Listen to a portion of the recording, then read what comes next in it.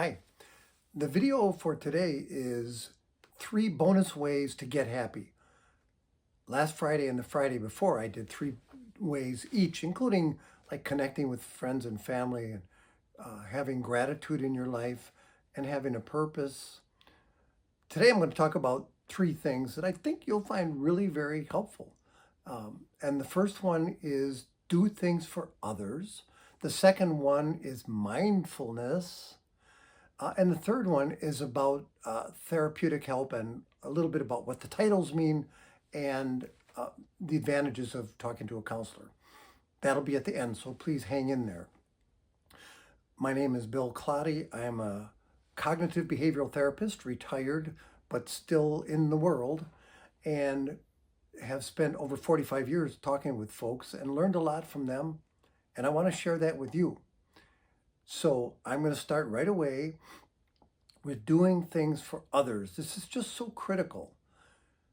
And here's one thing about that. It's like, especially if you're depressed or anxious, if you can take the focus off yourself and do something for others, it will help you feel better. Now, the problem is with depression, it's hard to do that, to get ourselves to do it. So this is a guilt-free suggestion that when you can, do things for others because it will help you. It actually does improve mental health and mood and anxiety because you're taking the focus off yourself. That's really critical. Simple things like this would be, open a door for somebody when you're walking in a shopping mall. Write a note to somebody you were thinking of contacting. Say thank you. Say hello when you walk by somebody. Clean the living room in your house. Send a message to somebody you care about. Give a compliment to somebody in your home. Respond to somebody that texted you sooner than you would have before. Do things like that help others. It will tend to take the focus off yourself, okay? That's my really important suggestions on that. Number 2 is mindfulness, which is really interesting. Mindfulness basically means be in the here and now. Focus on now, not the future or not the past. Those are critical to think about at times at the right place and the right time, but live in the present. That's what mindfulness is. It's about having an awareness about right now, but without judgment. Not judgment that, oh, I'm bad enough or I'm good enough or I'm doing this or I'm doing that. Just be aware. Examples of that sometimes is mindful walking. It's almost a form of meditation. There's mindful eating, where you eat slowly and you think about the food you're eating. If you're reading something or you're online, stop sometimes and think about what you're digesting there. Don't just do it without an awareness coming in, okay? So think of those things as an important part of mindfulness. And this is something you've maybe never heard because I've found this interesting. I heard it somewhere, like, what is now?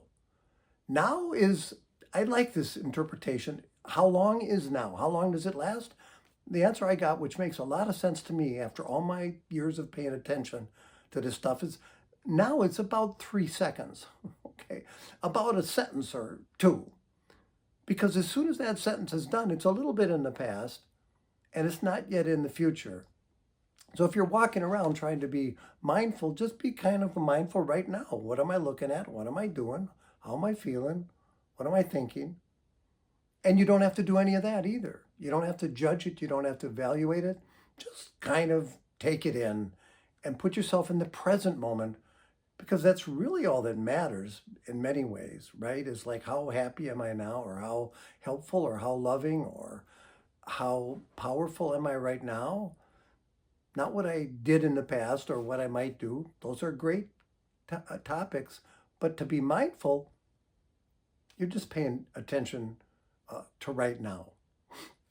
The third thing I'm going to cover today is a quick review of counseling. The main titles you might have heard about and the advantages of counseling. So if I start to the top with skill and responsibility and financial gain, is probably a psychiatrist.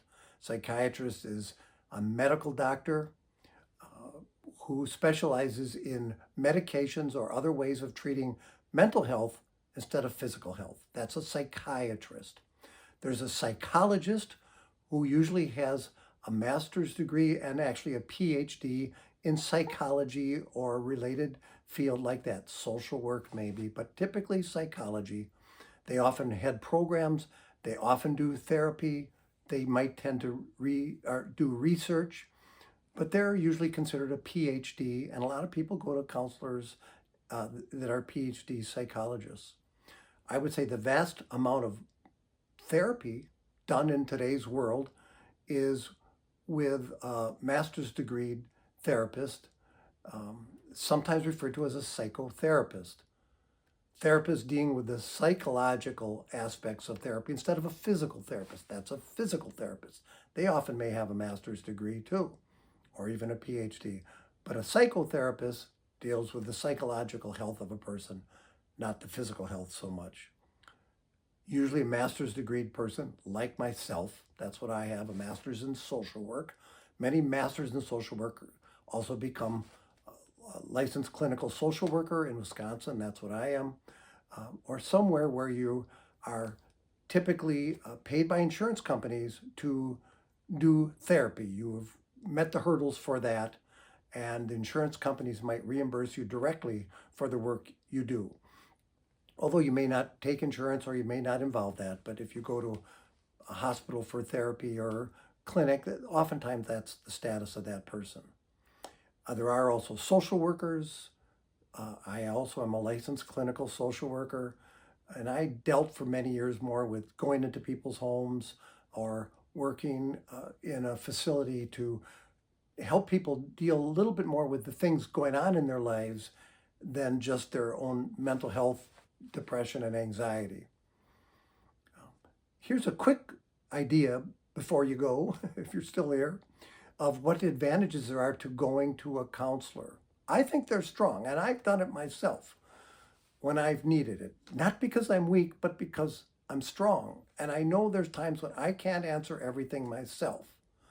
And I want to go to somebody who's kind of a trained listener, who has experience in this area of talking with people and has talked to a lot of people and gotten some clues about what's helpful. Another advantage of going to a therapist is it's not a family member or a friend that you may love or not love. Going to them sometimes can be great, but you may not want to burden them with what you're struggling with, so you feel guilty or you don't talk, or maybe you've got an issue with them or somebody else in your friend group or in your family, and you don't want to get into all that with them. So you go to a counselor who does this a lot and can really maybe give you some neutral experience suggestions on how to deal with stuff. So those things can be really helpful. And it's a confidential environment also, where they cannot share that with other people. So it's a pretty helpful tool in the basket of life of trying to get healthier, stay healthier, be healthier. If you found this helpful, I'm done with you for today. Subscribe and come back.